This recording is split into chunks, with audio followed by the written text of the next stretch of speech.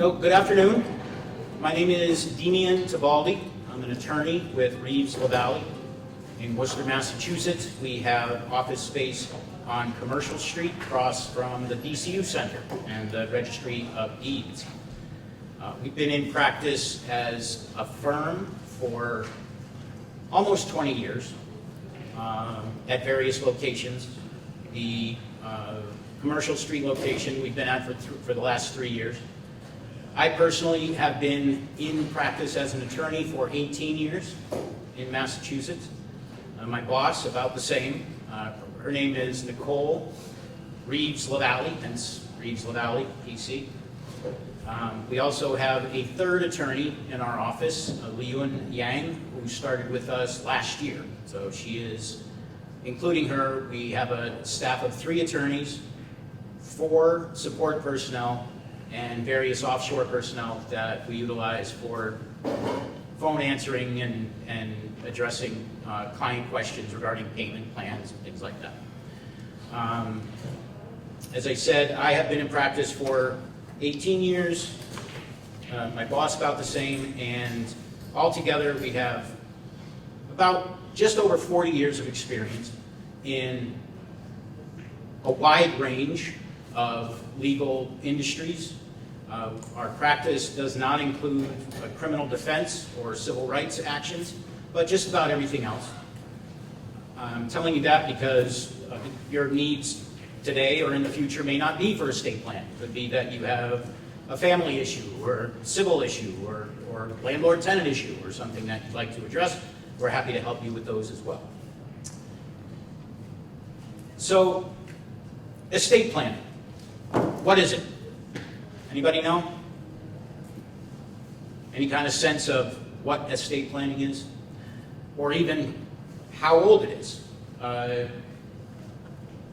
Estate planning goes back, at least in terms of written proof of its existence, to the Old Testament. The story of Jacob and Esau and Isaac and Rebekah in Genesis. You may or may not be familiar with the tale of Isaac being old and wanting to pass his birthright on to his oldest son. Okay? Before written laws, that was pretty much the way things went. That only the male really possessed anything in the way of property, real estate or otherwise. And when he passed away, his inheritance to his children in the form of a birthright was given to his oldest son. Deuteronomy in the Old Testament sort of expands on what exactly estate planning, if you will, consisted of in that day. And it was specifically a double portion of a decedent's property to the oldest son, and leadership of the family, and the authority to make judgments with regard to family and community. That was, we're talking anywhere between 6,000 and 2,500 BC. So this is a long time ago, before paper, before pens and lawyers even. That was what was understood to be the status quo, if you will, for estate planning. As time went on and other written laws became available to modern scholars and archaeologists, it was discovered that estate planning continued to evolve through the period of time with the Sumerians, where the Code of Hammurabi, which was really our oldest form of written evidence of laws that have ever been enacted by a society to govern its people. Okay? And this was in approximately 1750 BC. So again, very long time ago. The Code of Hammurabi consisted of approximately 300 laws on various topics, and one of the things that these laws addressed was who gets a person's stuff when they pass away. Again, it was primarily the male, not the female so much, or the wife or the daughters who inherited property. It was the oldest son. But some of these laws also addressed how the debts of a decedent might be satisfied from that decedent's estate. That was a change from what we saw in the Old Testament, and really marks the beginning of the evolution of estate planning to its most modern form. In ancient Egypt, ancient Rome, ancient Greece, these laws were further refined to the point where, particularly in ancient Greece and Rome, a testator, someone who has an estate to pass on to an heir or heirs, had what's called testamentary freedom, meaning that they could pass on their property to whomever they wished. Didn't have to be the oldest son in double portion. Didn't have to be to their brother in the event that they didn't have any sons.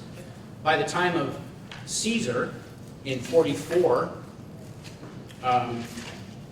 BC, wills were constructed by primarily those in the upper echelon of society, because if we're talking about your plebeian or your commoner at that time, they didn't really have a lot in terms of personal possessions, and in many cases were not allowed to own real estate. But Julius Caesar had a will, and his will was read in the Forum shortly after his death, and his will actually changed the face of society at that time and created the society that we know today, because Caesar passed away without children, and it was allowed to him through this testamentary freedom for him to name an heir.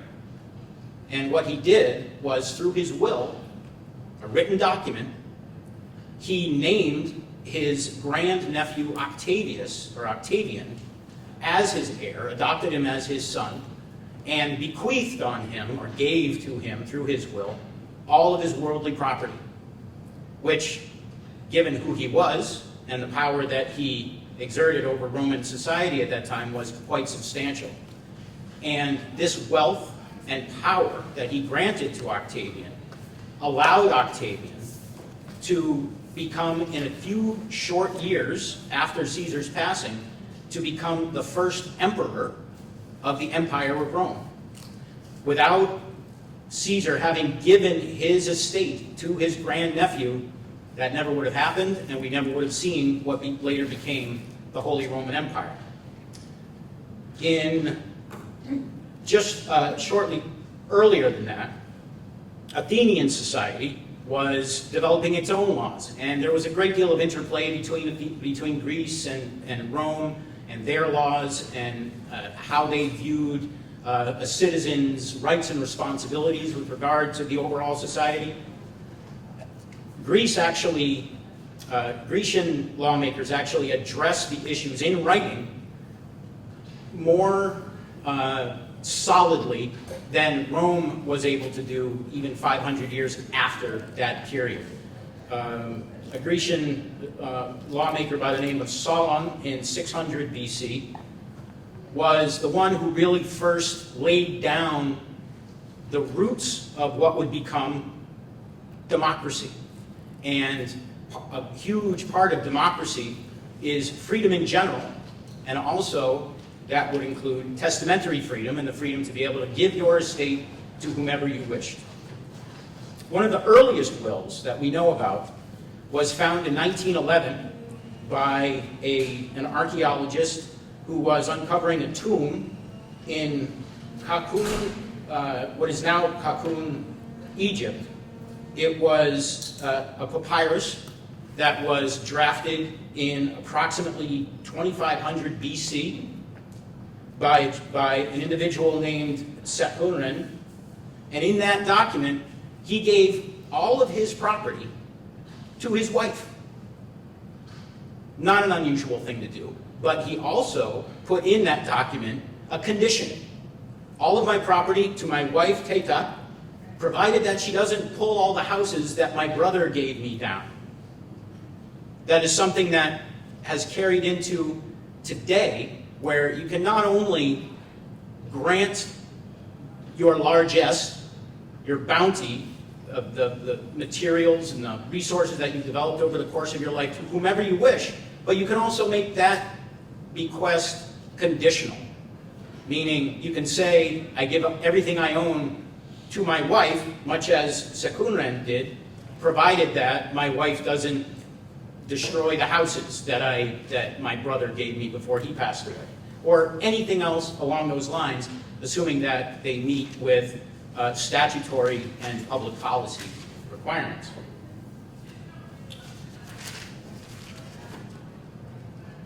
A will does not have to be of any particular length. One of the shortest wills on record was drafted by a citizen of Czechoslovakia around the turn of the century, the 20th century. And he just said, everything to my wife. And it was honored. He had written it on his bedroom wall in freehand, I assume with pen or lipstick or something that was handy, because he knew that his death was imminent, and that will was honored by the courts. One of the longest wills on record was drafted by a woman named Frederica Evelyn Stilwell Cook in 1913. She was an Englishwoman with American origins, and her will consisted of 1,066 pages. It was ultimately delivered to the court in 4 leather-bound, gilded-edged books that she had constructed with the help of an attorney over a period of months. And in that document, all of those books together consisted one document. In that document, she gave away everything she owned, and she was very specific with regard to who got what and under what conditions they were to receive it. Now, understand, in 1913, her estate was only worth about $100,000 by today's standards, okay? In today's money, that'd probably be around $2.3 or $2.4 million. So I guess what I'm trying to get across here is that an effective estate plan doesn't need to be of any particular length, minimum or maximum, but it does have to meet several statutory requirements in order to be valid. Let's see if I can get to the next. Okay, this is the next one. So, estate planning. It is basically, as I said before, estate planning is a tool for you as a citizen of the United States and elsewhere, but we're dealing with U.S. law here, to dictate who in your life is to receive your property, rights to your property, upon your passing away. And some of the tools and concepts that are involved in estate planning are, as you can see on, if it's large enough, I can barely read it myself, there's so much information. The first is intestate succession. Intestate succession is basically what happens if you pass away without a will. Okay? The government will determine who gets your stuff. So if you are comfortable with the government determining who gets your stuff, then chances are you don't need a will. But if you are not comfortable with the government determining who gets your stuff, then chances are you do. The last will and testament is a document that all of you may be familiar with the essence of. It's basically saying, I, John Smith, a being of sound mind and over the age of 18 years old, do hereby, through this document, say X. And that X could be you give everything to your spouse. You give everything to your children leading out your spouse. If you have a blended family, meaning you have children from before your current marriage, you may want to call out that you don't want your children from your previous marriage to be forgotten. You want to give them something specific in your will. In olden times, the will, and the reason it's called the last will and testament, is that, particularly in Rome, the will was the vehicle by which you granted someone ownership of your real property, your house, your lands, that sort of thing. Your testament was everything else. Your liquid funds, your personal property, art, objects, things like that, business interests, things like that. Over time, those two things became condensed into one document called a last will and testament. A healthcare proxy, or a living will, something that other people here might be familiar with, is a means by which a person, known as the principal of that document, can grant the authority to someone known as an agent, their agent, healthcare agent specifically, to communicate their healthcare wishes to healthcare professionals in the event that the principal is incapacitated, unconscious, in a coma, vegetative state, etc., or unavailable otherwise to communicate those wishes to healthcare professionals themselves. Okay? This is a legally binding document that many people, I have one myself, that people architect so that in the event that they are for some reason hospitalized and can't speak for themselves, but they have very specific wishes with regard to healthcare, that the hospital knows who to contact. It might not be that person's spouse. It could be somebody entirely different. Their brother, their sister, their child. But whoever is listed in that healthcare directive or proxy is the one that the hospital should be turning to for information on the hospitalized individuals, the principal's specific wishes with regard to healthcare. A durable power of attorney is a similar document. What it does is it allows the principal of that document, of that arrangement, to authorize someone known as an attorney in fact to make legal and financial decisions on their behalf in the event that they are in some way incapacitated or unable to convey their wishes to a landlord, to anybody to a bank, to someone who they need explicit authorization from to be able to enact the transaction. There is a power of attorney which is not durable that will no longer be effective upon the incapacity of the principal. But a durable power of attorney specifically calls out that this document will continue to operate even if I am unavailable or unable to speak for myself. And it's a very common resource for people who are putting together a comprehensive estate plan. A declaration of homestead. If you own a home in Massachusetts, in this case, and have lived there for 2 of the last 5 years and consider it your primary residence, you can file a document called the Declaration of Homestead. What this document does is it protects the value of your property up to a certain amount from being reachable by unsecured creditors, basically credit card companies, if you will. Everybody, by virtue of law in Massachusetts, if they are a homeowner, is granted automatically protection up to $125,000 from unsecured creditors. If you have the declaration filed, recorded with the Registry of Deeds, that amount of protection is doubled automatically to $250,000. If you are married and both of you, you and your spouse, live in the primary residence and have for 2 of the last 5 years, your combined declarations offer $500,000 worth of protection against unsecured creditors. Again, it's a very common estate planning tool. Trusts come in two types, revocable and irrevocable. I will get to that in more detail on the slide with regard to trusts. And other documents that people may not be as familiar with that are part of the overall estate planning schema are prenuptial agreements, postnuptial agreements, life estate deeds, and then the whole concept of strategic gifting, which is basically engineered to allow someone to spend down so that they can avoid estate taxes, or so that they can successfully apply for Medicaid benefits in the event that they need long-term care in the future. As it says at the bottom there, any documents that you draft and execute that provide your last wishes or any wishes with regard to your estate, your healthcare wishes, your power of attorney, should be kept in a fireproof and secure location.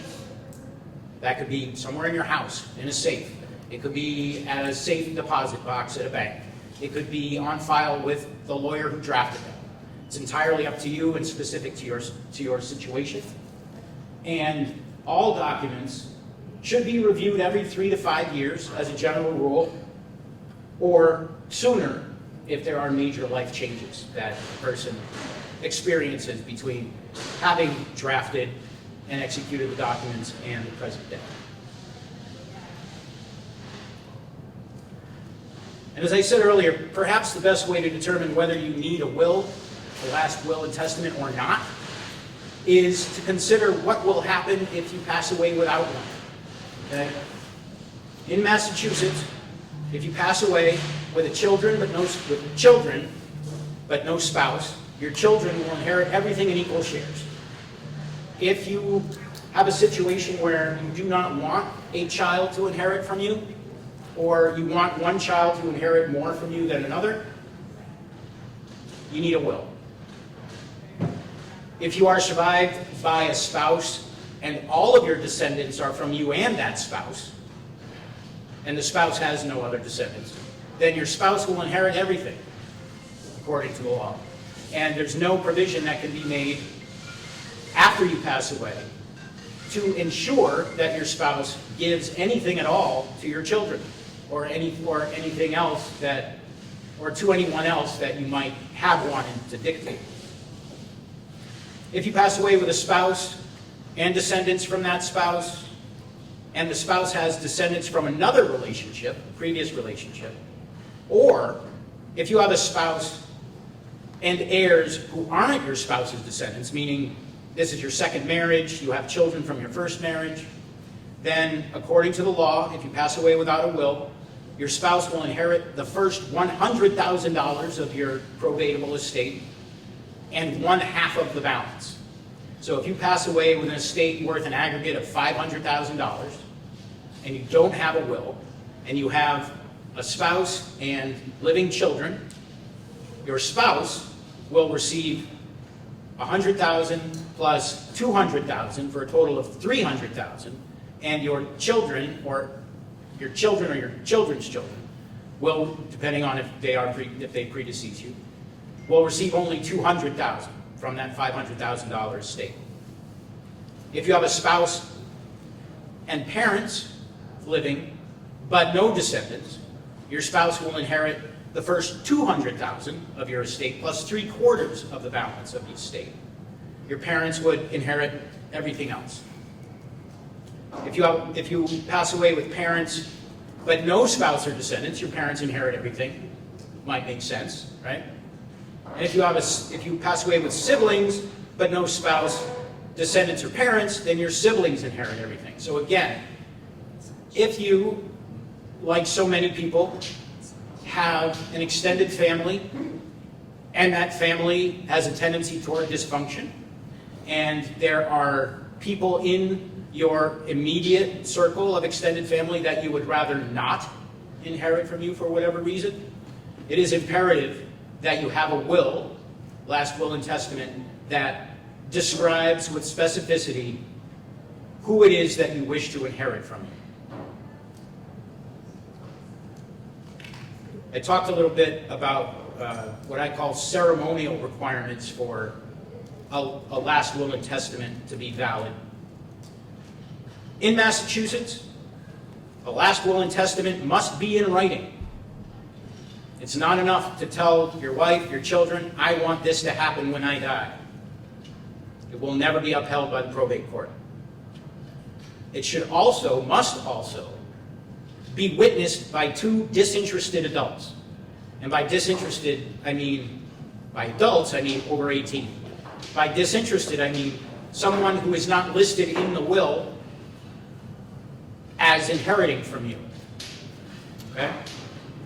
And in order to have a will at all, the testator, meaning the person who is the principal of that document, must be over the age of 18, must be of sound mind, and by sound mind, I mean that they must, at the very least, be able to recognize both the overall content of their estate. They must be able to answer simple questions about, what do you have, Mr. Smith? Right? What does your estate consist of? And they must also be able to recognize the natural objects of their bounty. And by that I mean the people that public policy might dictate should inherit. Children, siblings. They're not going to look too far outside that circle of extended immediate family to find someone. The court will not look outside that to find someone to whom to give your estate in the event that you are in some way unable to recognize the natural objects of your bounty. So if a person, hypothetically, has been diagnosed with any form of dementia, anything that, any condition that might in some way impede their ability to recognize their loved ones, recognize the extent of their estate, it is very likely that a court, upon provision of appropriate evidence to that effect, would invalidate their will. Because if they had a will and they signed it at a time when they did not have the mental capacity to do so, the court would very likely invalidate that will. And then what happens then is you go by intestate succession and all of those considerations that were on the previous slide with regard to who gets what under the law.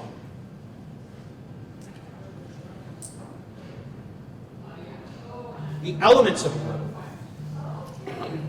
A will is not a simple document. It can be. It can be as simple as, in Czechoslovakia anyway, writing everything to my wife on the bedroom wall in crayon. It can be. In Massachusetts, it is not so simple. We do not allow for what are called holographic wills. They must, again, be in writing, witnessed by two disinterested adults, and in a perfect world, signed before a notary, so that in the event that it's 20, 25, 30 years down the line that this will is submitted to probate, that there is some form of validation of those signatures. And a public notary's attestation is enough to provide that validation. The first element of an estate, of a will, is the estate. The estate itself. What is an estate? An estate is everything you own. Everything you have any form of ownership interest in. That could be real estate, it could be personal property, it could be a business interest, it could be a car, it could be a bank account. All of these things taken together comprise a person's estate.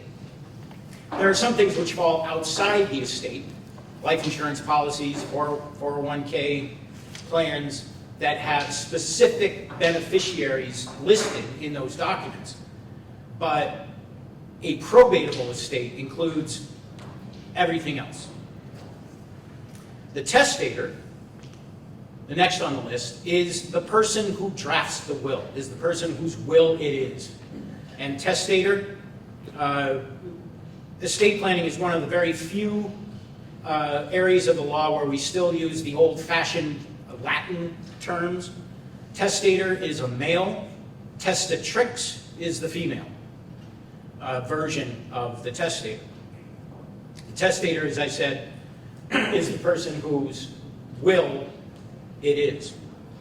The executor, or in the female, the executrix, is the person that the testator, or testatrix, indicates in their will, is the person that they want to handle the probating of their estate. In a properly drafted will, a person will be listed as the executor or executrix to basically steer the ship. Now, this person absolutely can, and in most cases absolutely should, hire an attorney. And the attorney fees for the executor's responsibilities with regard to the estate are 99% of the time attributable to the estate itself, meaning they don't have to pay, the executor or executrix doesn't have to pay out of pocket for the attorney's assistance.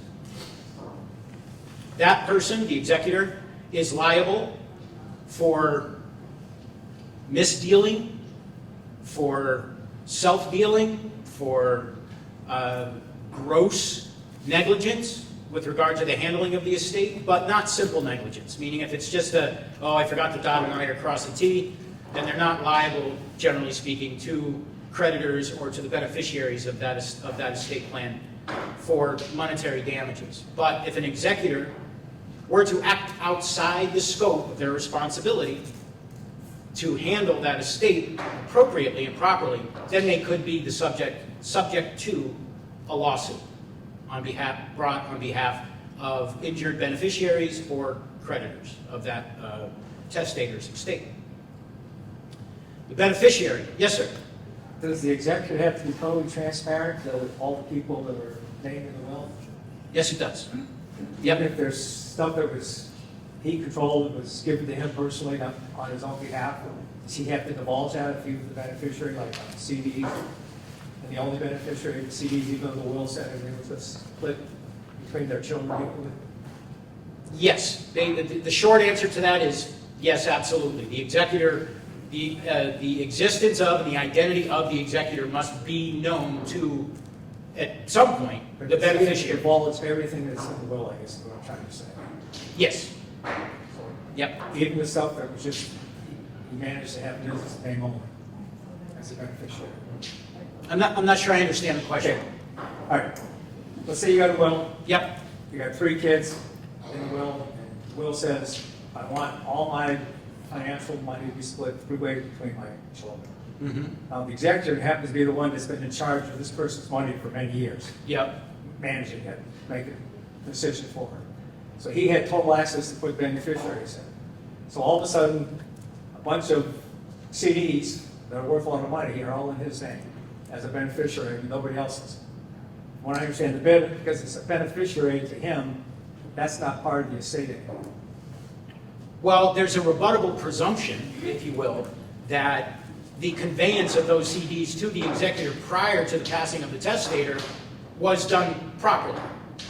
So, assuming it was done properly, but through the probate process, when a will is submitted to the probate court for the probate process, the beneficiaries or anyone else who is interested in that estate, be it a creditor or somebody who is not listed as a beneficiary but wants to object to any aspect of that estate plan, can bring a suit against the executor, and in that suit require that the executor provide documentation showing that those CDs were properly transferred to the executor during the term of the testator's life. And if they can do that successfully, then the executor's in trouble. Well, what if you don't find out about all this extra money until a year later? Everybody's already been executed. A certain amount goes to probate. None of the accounts of beneficiaries go to probate. So you have no access to that unless the executor tells you, or his attorney. Right, but there is full disclosure is absolutely required. It is. Notice to all beneficiaries and all heirs at law of any proceeding involving a testator's probate estate is required to be provided. Notice has to be provided to everyone prior to any court making a decision on who gets what and under what conditions. It's a good question. Thank you for that. So the beneficiaries are the people who you want to have get your stuff. all right? Either portions of in equal shares and whatever disparate shares, you would want them to have access or ownership of your possessions, if you will, that you had during the term of your life. And there are two types of bequests. And a bequest is the noun form of what you give to a person. You bequeath to them, and what you bequeath is the bequest. There are general bequests, which are along the lines of an equal share of my estate to these three individuals, in your case, sir. That's a very general bequest. 1/3 share is what the will would ultimately read. A specific bequest is something that I put in a clause which I like to describe as Grandma's Afghan clause, okay? And that is a clause which indicates that a specific person will receive a specific piece of property from the decedent's estate. It could be a hand-me-down. It could be heirloom jewelry that has been passed down from generation to generation. And in a specific bequest scenario, you might want to say that all of my jewelry goes to my niece, or my car goes to my son. Those are things that need to be called out in the will specifically, or the court and the executor won't know that that is what is to happen with that property.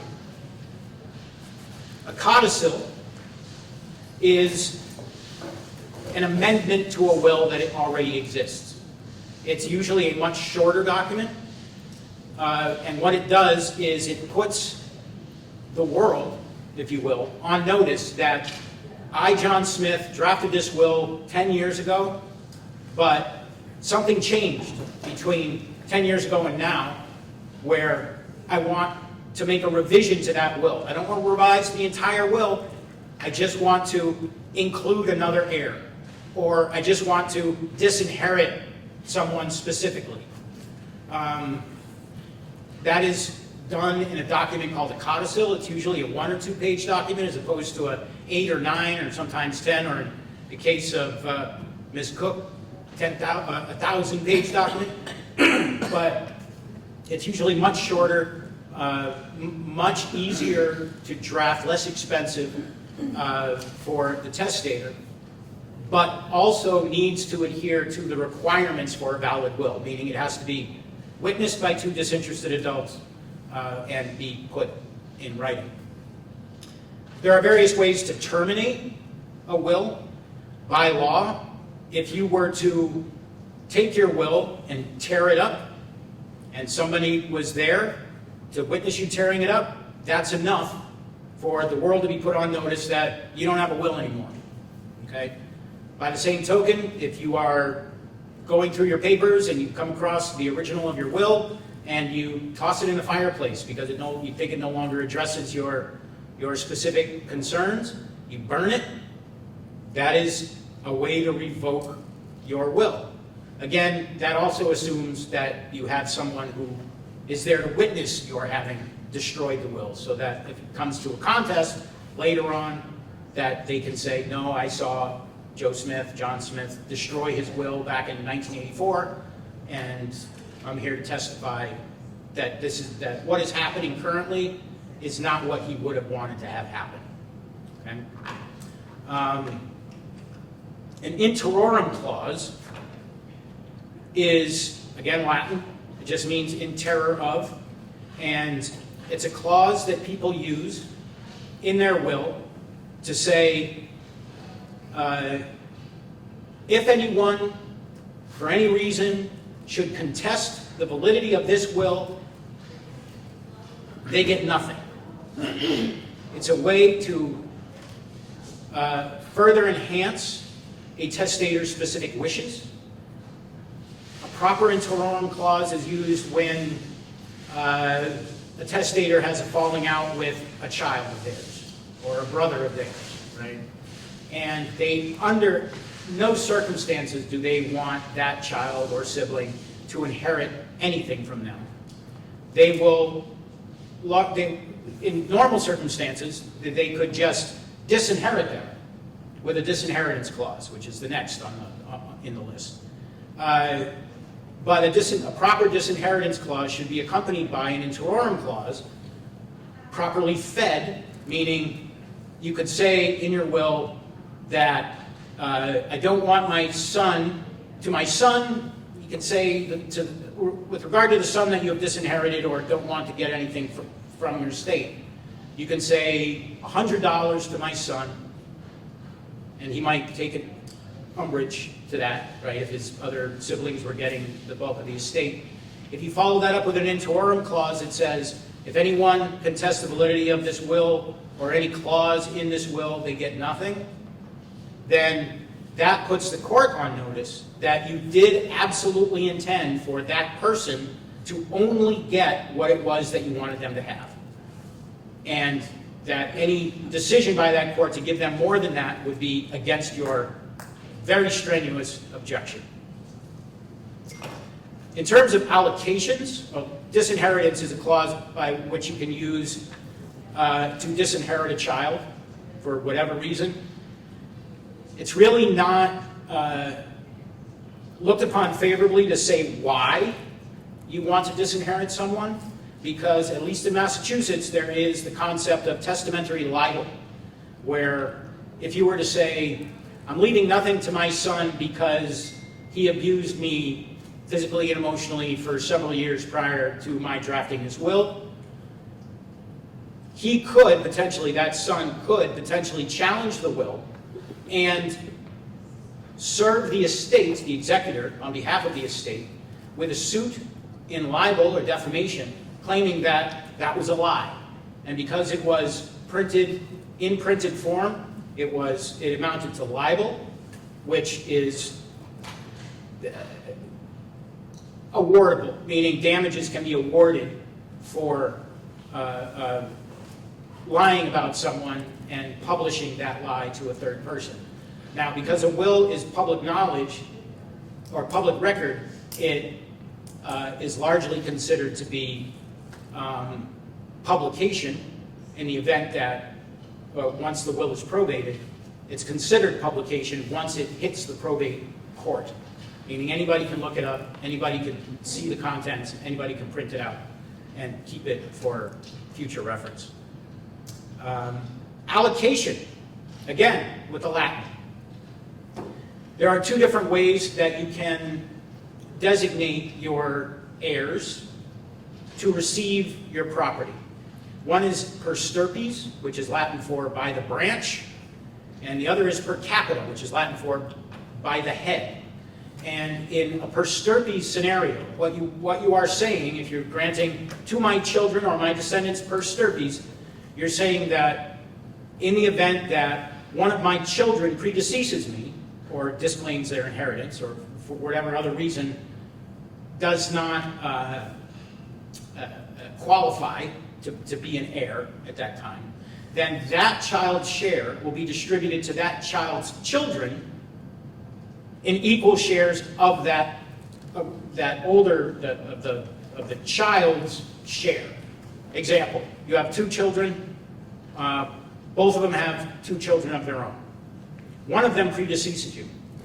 By a per stirpes allocation, the one who did not predecease you will receive 50% of your estate, assuming that's what the will says, 50% of your estate to that child. The child who predeceased you, their children will receive their 50% share in equal shares. So they will each get 1/4 of the share that was allocated to the other. Per capita is different in that if you have a child who predeceases you, their father, their parents, their children, will receive an equal share along with all the other heirs. Okay, so again, same scenario. You've got a living child with two children, a deceased child with two children. Each of those descendants will receive 1/3 of the estate, as opposed to 1/2 and 1/4 each.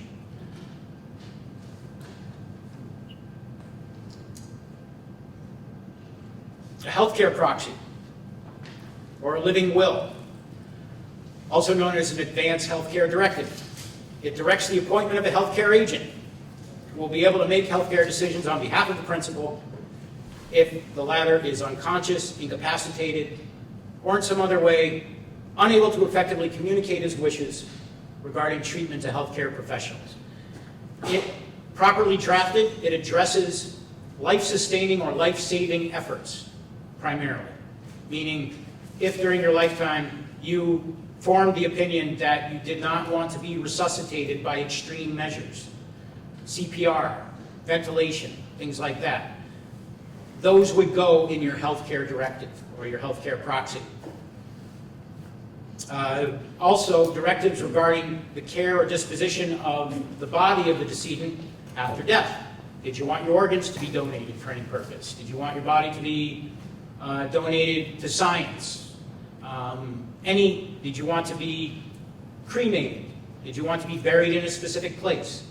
These are all things that should be in the healthcare proxy, not the will. Okay? And I know that we have seen in the past, in media, we see that somebody's will says, I direct that I be buried in the family plot at XYZ cemetery. By the time the will is read, it's too late.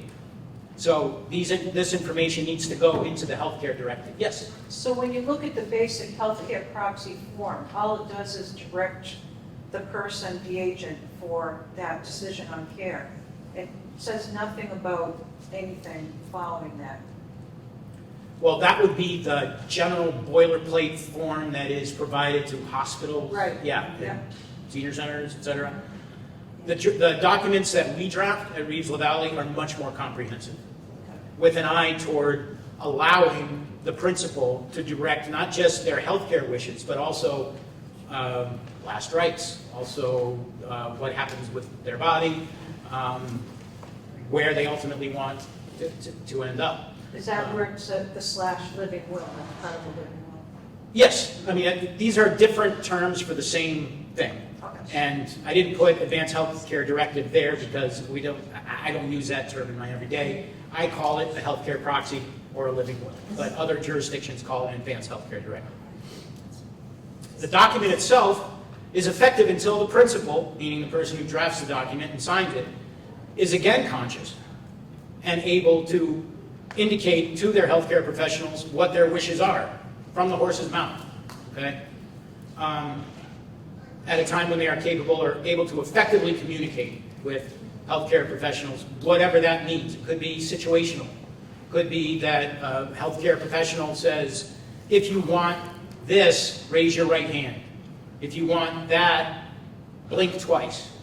As long as the person who is being spoken to understands the question, understands the gravity and import of the question, the ramifications of answering the question, one way or the other, and the healthcare professional is able to understand them in some way, then the healthcare agent's authority effectively ends in that moment. It can again be taken up by the healthcare agent in the event that the principal at a future point again becomes incapacitated in any way.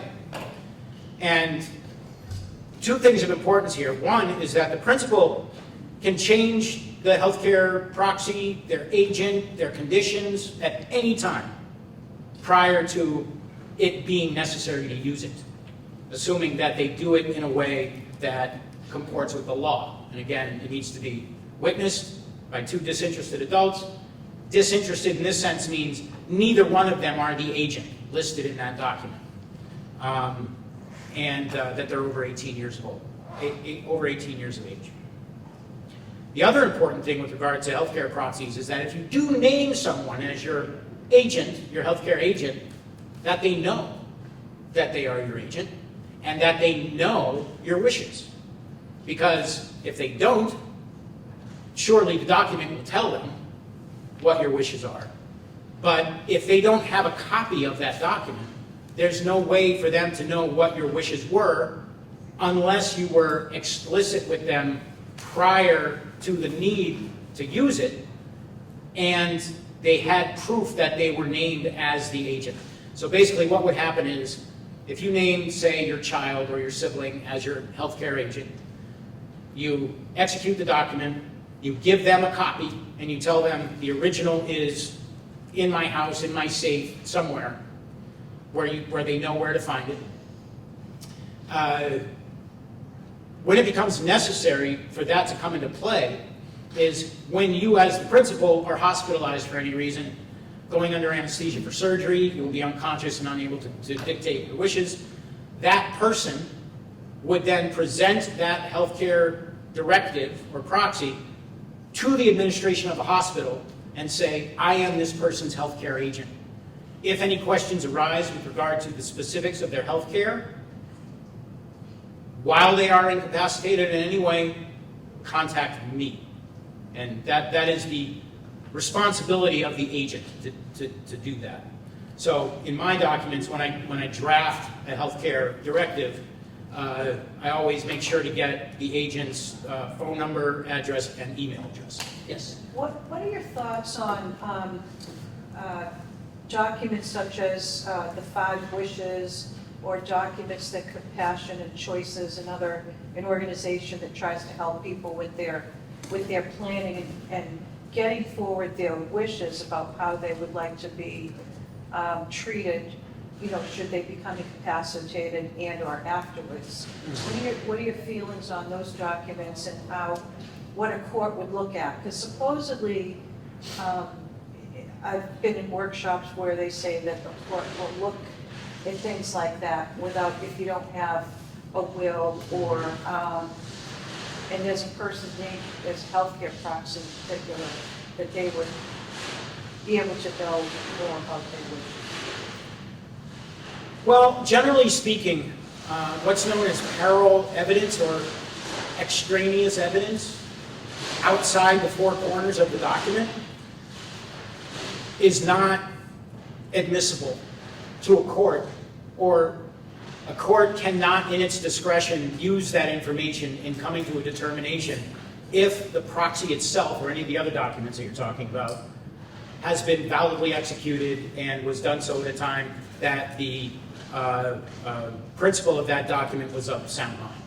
So with regard to the other documents you're talking about, those could potentially, anybody can submit to a court any document they wish, right, to show proof of this is not what my mother or whomever would have Well, wanted. they filled out the documents such as the 5 wishes about what they would want, in more detail. That goes along with testimonial evidence from people who may be the proxy or the agent themselves, or even people who are outside the proxy relationship. Could be that somebody said, my father named me as the proxy 10 years ago, and this is what he wanted. This document that was just submitted by my stepmother or whomever is not valid, and here's why. Okay? So it all goes to proof. Documentary if possible, because that's always gold for a court. But in the absence of documentary evidence, a court will look to the testimony of interested individuals and make its own determination as to their general character for truthfulness and any sort of stake that they might have in the overall case, if you will. Does that answer your question? Yeah. Okay. Quick question. Yes. You said the agent has, let's say, late at night, you get rushed to the emergency room. The agent might have a copy, but not the original healthcare policy. Is that an issue? No. Say it's locked up in the lawyer's office someplace because he's got the original. No, it's a copy is fine. Yes. I had 2 questions. So if the principal has a health proxy and an agent, a health agent, do you Yeah. recommend them keeping the forms on them? Because I know as you get older, you get medications and people keep the medications on them. Would you recommend them people keeping the health proxy form on them as well as they get older? Absolutely. All of these documents should be obtainable at a moment's notice. That's what I thought. Somebody other than the person who drafted the document, who is the executor or the principal and such, should know where they are, right? Or ultimately, ideally, have a copy themselves. And any time that that document is changed by the principal or the executor or the grantor in the case of a trust, should immediately notify that person that I've changed it, I'm getting you a new copy. Okay, and the second question I have is, so if you're a principal without a healthcare proxy, what happens in the hospital if you get to that state where you're unconscious? If you're married, they will look directly to your spouse. If you are unmarried, they will look directly to your next of kin. Yeah. Which may not be who you want having to make those decisions. Yeah. Right? I mean, that's where the proxy comes into play. There are sort of interplays between a lot of these documents too, where you may, depending on your situation, your specifics of your situation, you may not want the person who can make healthcare decisions on your behalf also being the person who submits your will to probate. Right? I mean, it could be that he gets it back there. Because it could be that there's a conflict of interest there, right? To which the testator or the principal of that healthcare directive could be a victim. So again, I'm not saying that whether people do or do not have a tendency toward behaving that way, but there are situations where they do. And for that reason, the healthcare proxy exists. So even if you are married, you can name someone other than your wife or your husband to be your healthcare agent. It could be a best friend, it could be a child, it could be your neighbor, it could be anybody who knows your healthcare wishes as well as you do. You can name more than one person. You can also name more than one person. Do they, It's best to name odd numbers of people, though. Because if you only name two and they disagree, then, you know. does the health agent have to be over 18? Yes. Yep, it has to be an adult.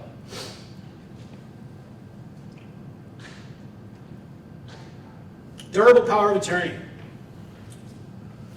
It directs the appointment of who I described as an attorney in fact, who will be able to make legal and financial decisions and undertake responsibilities for the principal in the event that the latter is unconscious, incapacitated, or in some other way unable to communicate for themselves.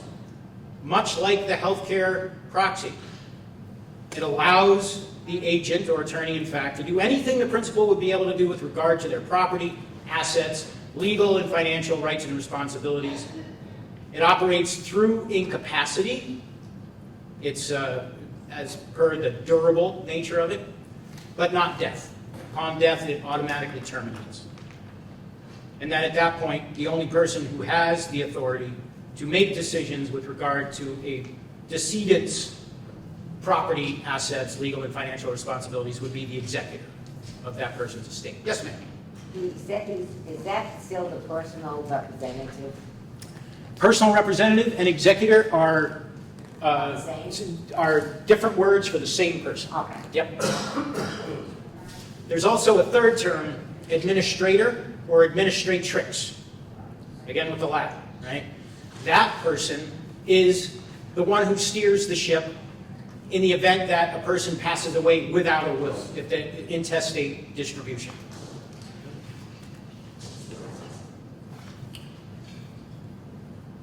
The Declaration of Homestead is a one-page document, but it carries a lot of power.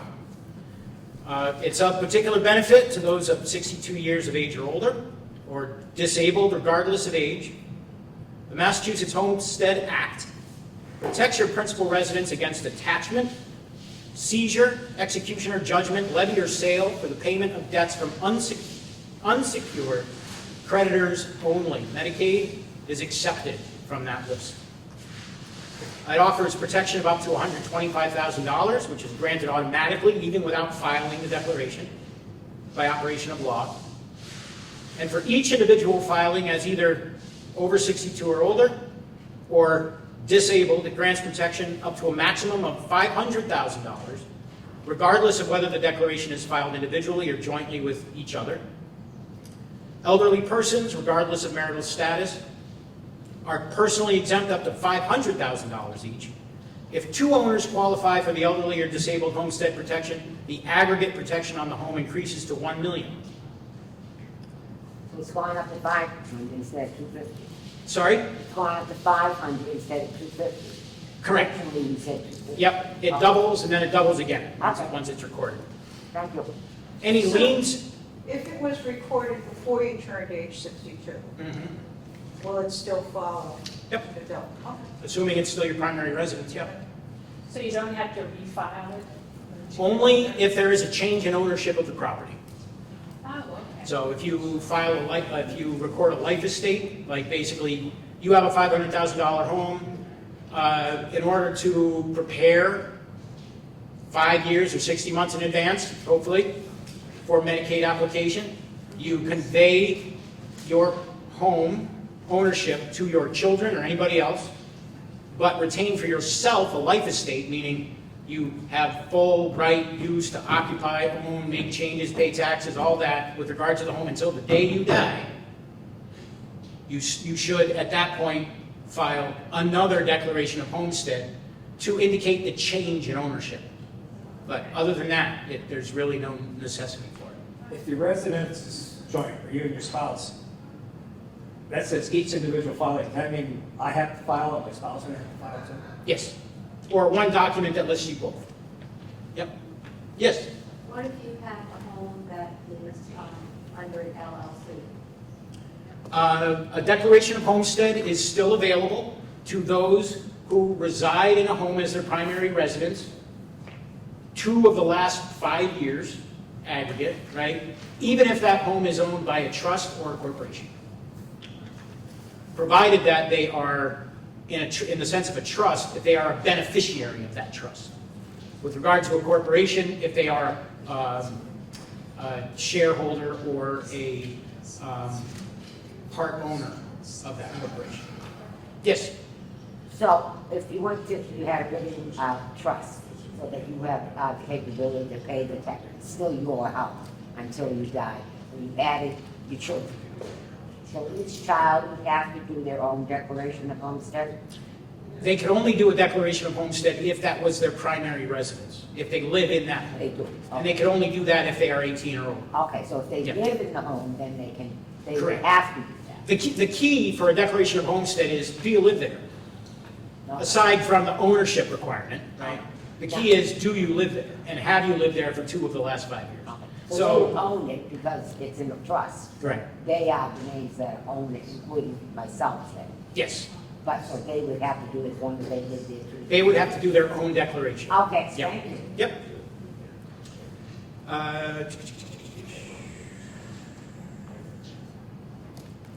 Any liens imposed by the Massachusetts Department of Transitional Assistance as a result of Medicaid benefit payments are exempt from the homestead protection.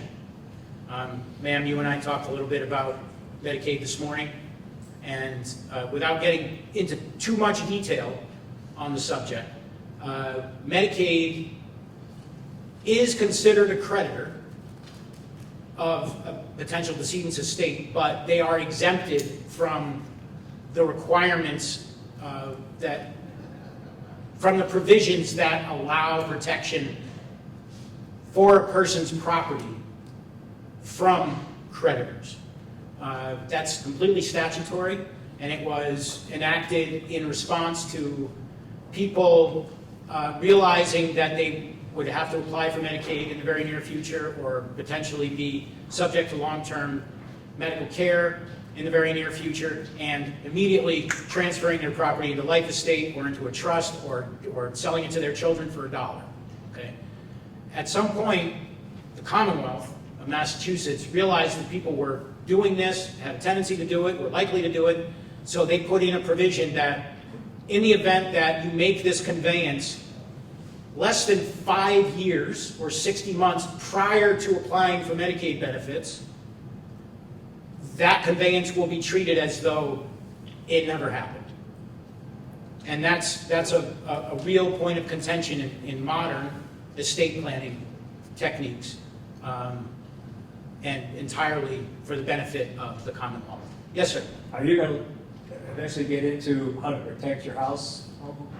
A little bit, not too extensively, because there's a lot of information to provide on the basics here, and I only have so much time. I don't even know how much time I've got. About another 10 minutes. Till 2 o'clock. Oosh. Okay.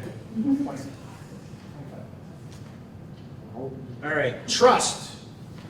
Now, a trust is a document that's separate from a last will and testament. A trust is a document that a person known as a grantor or settlor or trustor will set up to convey ownership of property that they own away from themselves, so that any personal liability that may be imputed to them in the future will not impact the value of the assets held in that trust. That's one of the reasons people do it. Okay? Something that people have done in the past is place their home in trust at least 5 years prior to the likelihood that they would have to apply for Medicaid benefits.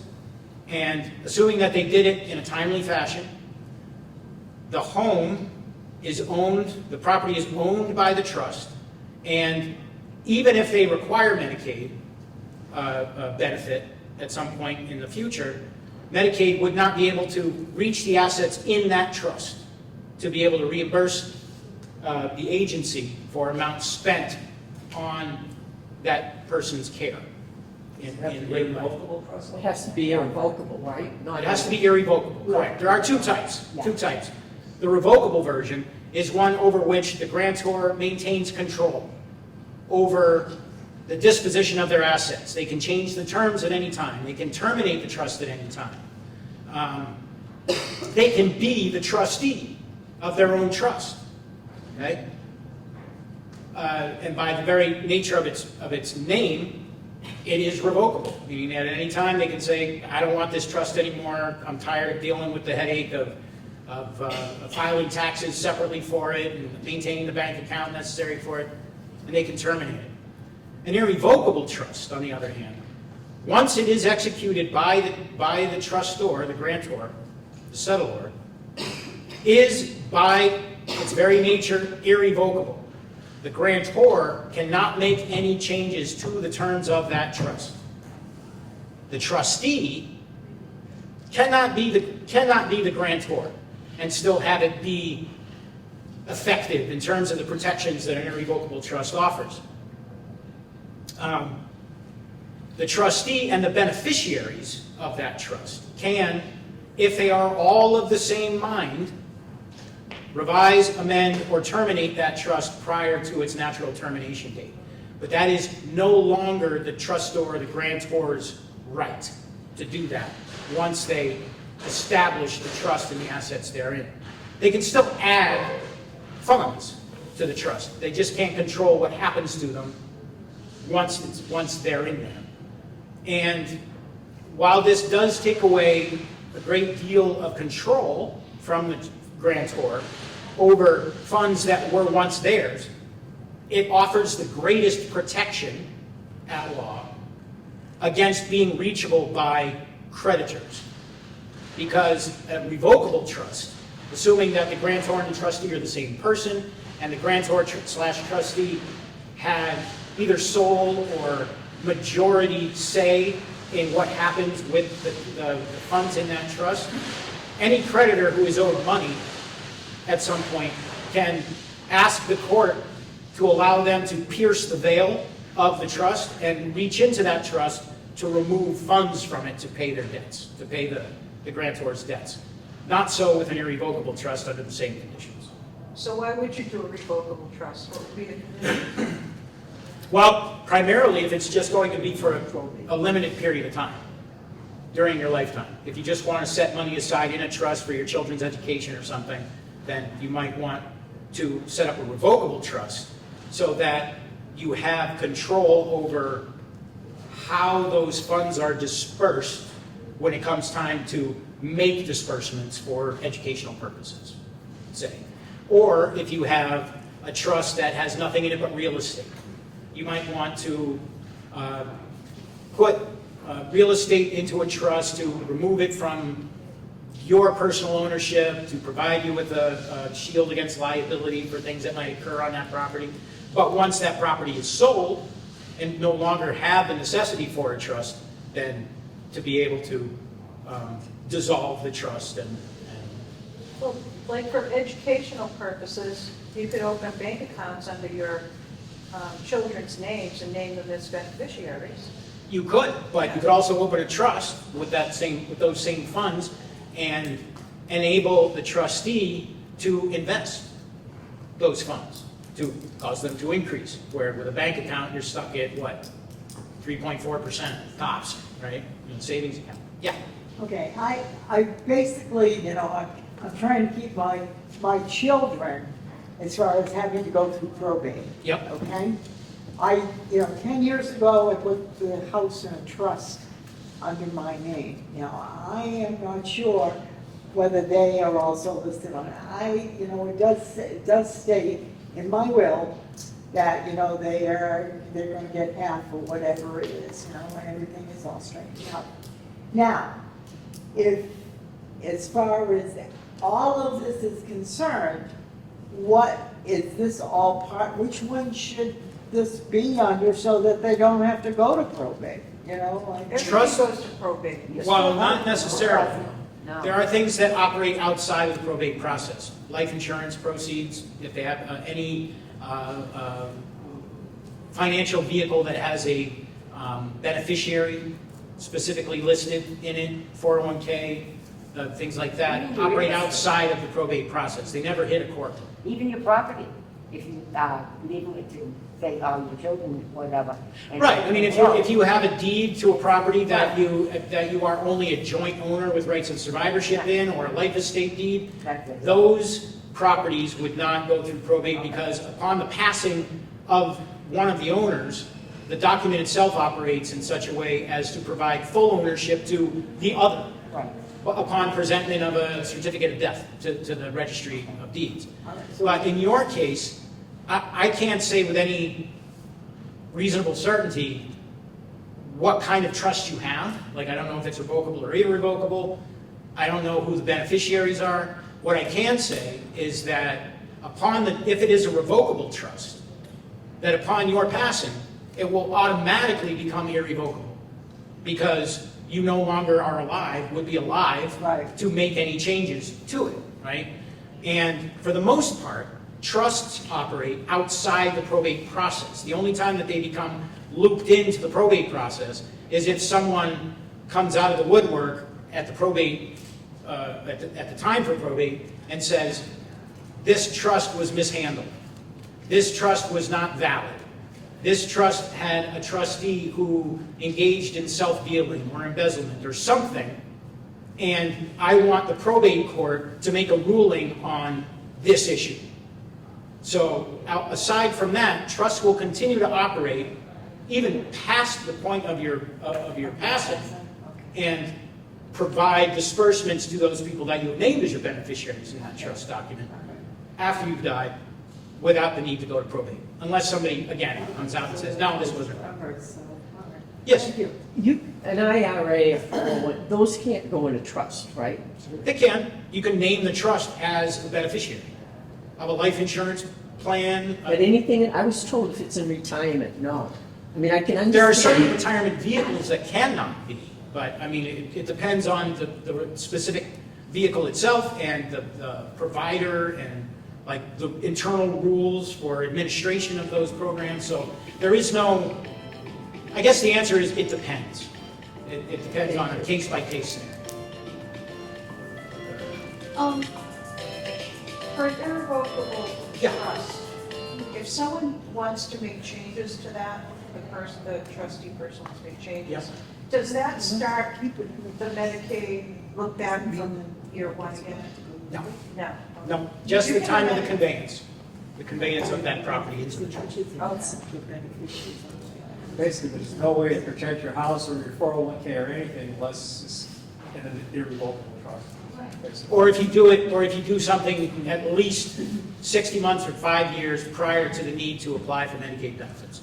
Now, I was just told they went up to 7, am I incorrect? It could go up to 7. It has not yet gone up to It has 7. not, as I. No, it's, the estate tax exemption did increase from 1 million to 2 million in Oh, so there's no 2000, estate tax. in 2003, at the end of 2003 into 2004. But as far as I'm aware, as of when I left my office this morning, That's good to know. we're still at 60 months. And capital gains, that's. It could change. It's all statute. Talk to your lawmakers, you know, if you don't want it to change. Yeah. If they have a look back, Yep. someone told me that if it's in a revocable trust, they can still get to those assets for the 5 years, right? But if it's a look back in 5 years and an irrevocable, after they can't touch it. Is that correct? Yes and no. As I said, a revocable trust offers greater control to the grantor, but less protection, right? Okay. So, in a general sense, either document could provide for a vehicle to retain wealth or to invest wealth or you know, in some other way, contain wealth for future disbursement to your beneficiaries, okay? Medicaid will look to all of your assets once you start to apply for them, to them. And among those assets will be any trusts that you might have settled in the last 5 years. If those trusts are revocable in nature, then the chances of the assets being held in that trust being reachable by Medicaid are greater than they would be if it was an irrevocable trust. But as a general rule, the 5-year or 60-month look back is what you need to concern yourself with. So if you're putting money, if you're putting assets, property, bank accounts, whatever, in trust, you need to do it at a time when you feel like you are confident that you will have at least 5 years from that date before you have to apply for any sort of transitional assistance. So that's even in a revocable, if I have the 5 years? Yes, in any, yeah. Thank you. Yep. So I had a question. So if somebody wants to get a trust done, like make a trust up, Yep. is there a specific lawyer they go to, or where would they go to make a trust? To us, or any other lawyer who handles estate planning. Estate planning. Yep. Yep. I know that with the technology available today at a fingertip, with regard to going online, Rocket Lawyer, Novo Law, whatever, they offer, you know, the construction of all sorts of legal documents, right? All I can say is that without oversight by an attorney, if you're drafting a trust through online sources, you're getting what you're paying for. If you pay only like $160 for something that a lawyer might charge you $1,200 for, you're getting a reduced value product. Yeah. I swear, last question. Okay. Last question. On, look back for Medicaid. Now, I understand right now it's for 5 years, but now, what if the beneficiaries, whatever, Yep. trust will, whatever it is, what if they have lived in your home, it's their home, and they've been there, and that's their permanent address? Are they considered already that 5 years look back, or Now, who are these people to the overall estate? Are they, the children okay. of the deceased? Say I died, I leave my everything to my kids. Yep. So I was informed, here we go again, see this is what I'm saying, informed that he has to be done the 5-year look back. But if children, if that's, they're living there and they're taking care of you as your caregivers were, and that's their address, there's a loophole or whatever you might want to say to get by that 5 years. There are provisions in the Medicaid laws which allow you to cure or undo certain requirements that Medicaid has put out there. Among them, potentially, the 60-month or 5-year look back. Now, whether a particular family situation comports with the provision that you can undo or cure is largely a case-by-case basis. So, I would have to say it depends on So what the Medicaid result would know- depend on the specifics. So would Medicaid know that answer per se better than the attorneys? There are people who do nothing but Medicaid plan. I am not one of them. Okay. I am a general practice attorney with a focus, if you will, on estate planning as a whole, but I am not a certified Medicaid planner. If you have specific questions regarding, Medicaid and how it applies to specific situations, I would very highly recommend that you reach out to a certified Medicaid planner and ask the question of them. Thank you very much. Okay, you're very welcome. Two of the other documents that provide protection in an estate planning sense are prenuptial or postnuptial agreements. And there is no age cutoff for marriage, remarriage. There is no age cutoff for divorce, right? These documents, the prenuptial and the postnuptial agreements, are allowable in Massachusetts. And what they do is, in the first sense, the prenuptial agreement is a document that's executed by a couple intending to marry on a specific date. And generally they're used by people who enter into a new marriage with children from a previous marriage that they want to provide for in their estate plan. Or they are executed by individuals who enter a marriage where one member of the couple makes substantially more or brings substantially more in the term of assets into the marriage than the other one. There is a bit of controversy as to whether prenuptial agreements are fair, but anybody who's considering entering into one knows the specifics of their situation better than gossip does, right?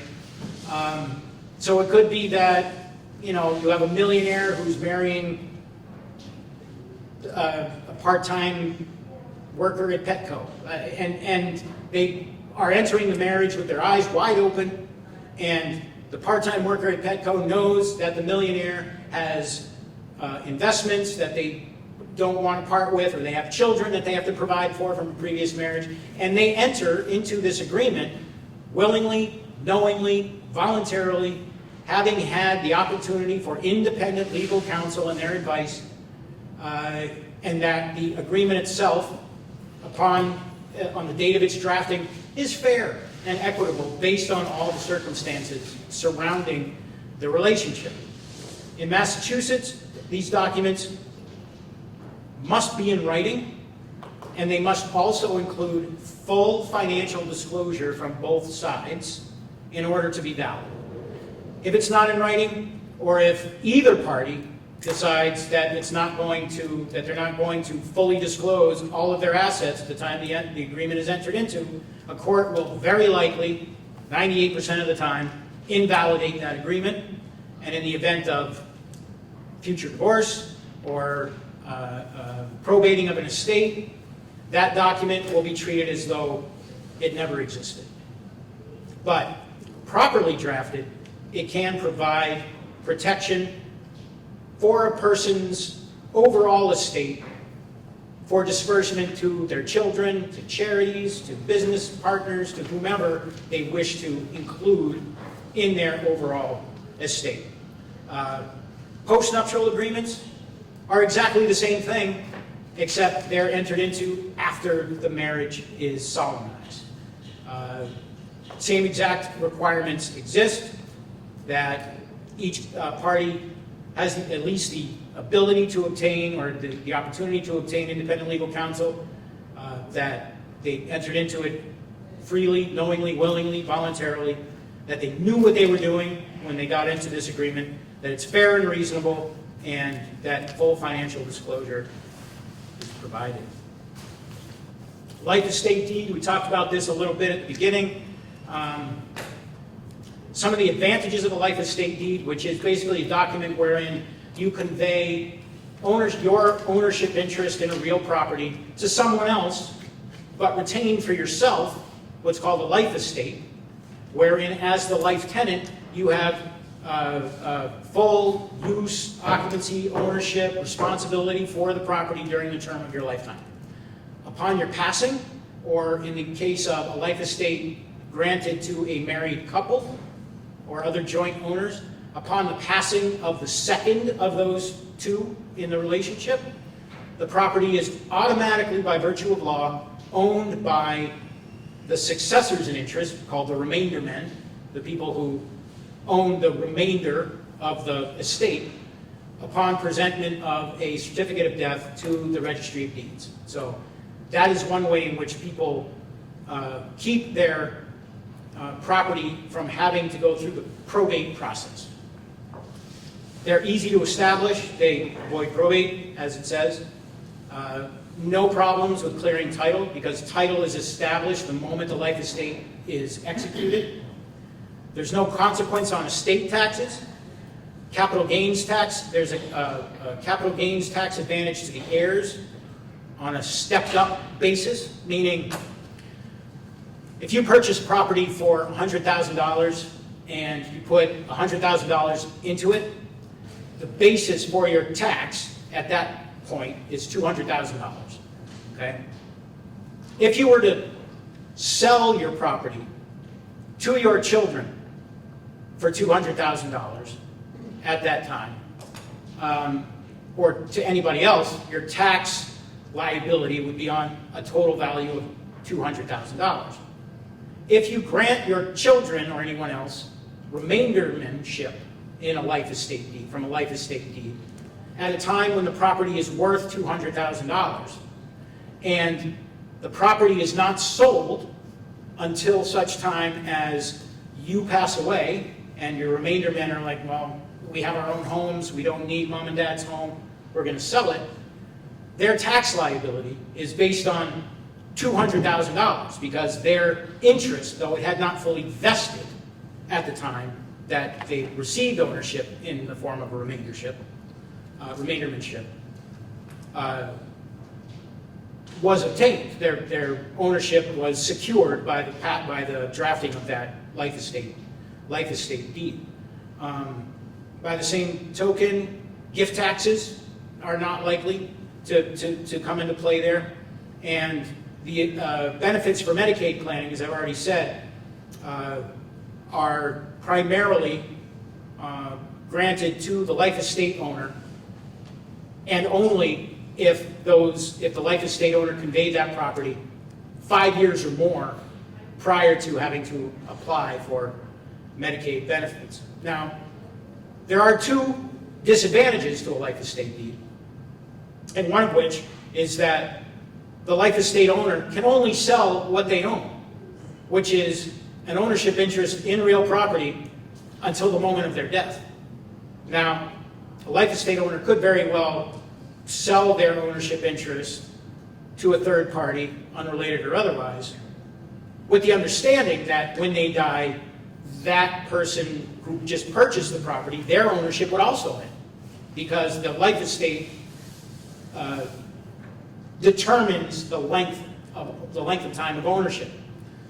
In order to sell that property during the term of the life estate owner's life, they would also need to get the permission of the remainder men, meaning the people that also own an as yet unvested interest in that property, prior to being able to convey that property outside the ownership of the life estate holder and the remainder men's interest. And it is otherwise irrevocable. For that reason, it is seen as irrevocable, because you can't just sell a property, convey a property, retain a life estate, and then decide, no, I don't want to do that anymore. If you decide I don't want to do that anymore, you need the permission of the remainderment holders. You can use more than one person for remainderment. You can name more than one person. as You a can name more than one person as remainderment, and it's quite common for older married couples to convey their ownership in their primary residence to their children in equal shares or otherwise, retaining for themselves each a life estate that will not terminate until the second of those parents to passes away. Great. Thank you. Yep. Can you talk about the stepped-up basis? I thought the stepped-up basis was related to the value of the real estate after the person has died. So a property, which is very common, property that would have been bought by parents, like say my parents for $26,000 in the 70s, Yeah, is now worth probably $1.5 million. sure. So In, would that be the stepped up basis so that you wouldn't pay the capital gains tax? well, no. The capital gains tax of approximately 30% of the value of any asset owned, 30% being a combination of both state and federal capital gains taxes, can be offset through conveyance in a life estate deed, if you will, because the stepped-up basis takes effect at the moment that the property is conveyed. So the value of the property would be considered from the time of the conveyance, not at the time that the property was sold. Or not, or at the time of the irrevocable trust was established? Yes, exactly, in the same thing. Yep. There are such things in Massachusetts called gift taxes. Just finally, in order to apply successfully for Medicaid, I do know that you need to spend down to a certain amount. I believe that amount is about $2,000 worth of liquid assets. Or in the event that you have more than $2,000 in liquid assets, that you will not benefit from the Medicaid program. What some people do in an attempt to qualify for Medicaid is spend down their assets over a period of time. One way that you can do this is through strategic gifting. And through strategic gifting, you are, just in a nutshell, you can give up to $17,000 worth of assets to an individual per year. For a married couple, that's $34,000 per married couple. To a married couple, that again is $34,000. So a married couple giving to a married couple can give up to $68,000 per year. There is a lifetime gift tax exclusion in place since 2023 of $12.92 million, which means that if you have assets under that, or have gifted assets under 12.92, there is no gift tax up to that amount. Anything over that amount, gift tax comes into play. And other ways that people attempt to get around tax scenarios is if you provide a gift directly to a medical facility for the care of another person, that gift is basically given tax-free to that medical facility. But it has to be given directly to the facility and not to the person for medical expenses. It has to be given to the facility. Same thing with education. You want to make a gift for a person in the form of tuition. Unfortunately, expenses, books, dorms, things like that are not included in that. It has to be tuition only. Can be given tax-free to an educational institution on behalf of another person. Up to $17,000 a year. Up to $17,000 in a year per person, per recipient. Yep. Now, I wish I had more time, and it's my fault for being so long-winded on other things. The history took up a lot of time. It did, but I think it's, I don't know, it's interesting to me. It may not be interesting to anybody else, but it's certainly interesting to me to see where, how it evolved over time, right? From the Bible to today.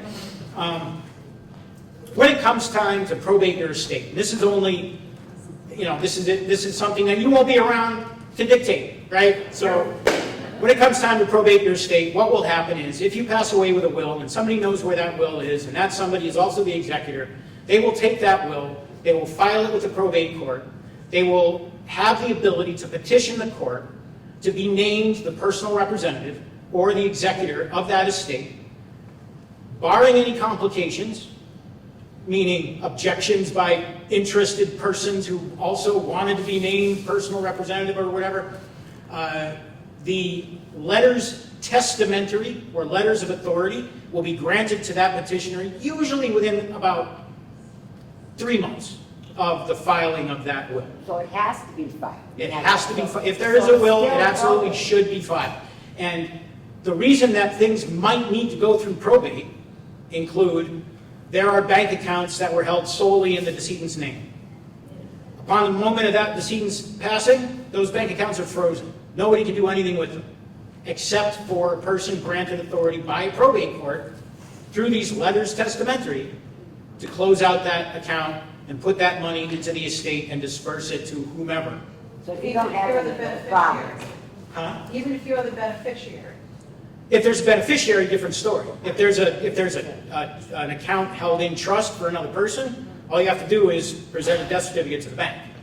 If there's a joint account held by 2 or more people, and one of those people passes away, to get full ownership of the amounts in that account, all you have to do is present a death certificate to the bank. But in the event that there's real estate or liquid assets or personal property or whatever that needs to be conveyed from that person's estate to anybody else, it should go through. the will needs to go through probate, or the estate itself needs to be subject to intestate succession. So, Trying to prevent probate.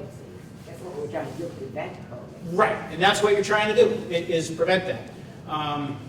There are certain little tweaks and loopholes, if you will. A car owned by a spouse, even if that car does not list the surviving spouse as an owner, the law will provide ownership of that car to the surviving spouse, just by operational law. Okay? Unless the decedent says in his will, I give my car to my son. All right? So once the personal representative, the executor, or the administrator of a decedent's estate has been appointed in that position, they then, officially appointed, they then have a period of another 3 months or 90 days to compile what's known as the inventory of the estate. That includes everything that person owned. It all has to go on a form that's submitted to the court. It then becomes subject to objection by other interested parties, becomes subject to review by the court, and at some point, once the court is satisfied that there are no outstanding objections, and that the inventory appears to be, for all intents and purposes, a final accounting of that decedent's estate, the estate will be closed, disbursements will be made to the heirs, and everybody who survives can get on with their lives. I know there's been a lot of questions asked already. I have a slew more slides, but no time to show them. Next time, I'll cut down on the history. But if anybody has any short and simple questions I can address, I'm happy to address them.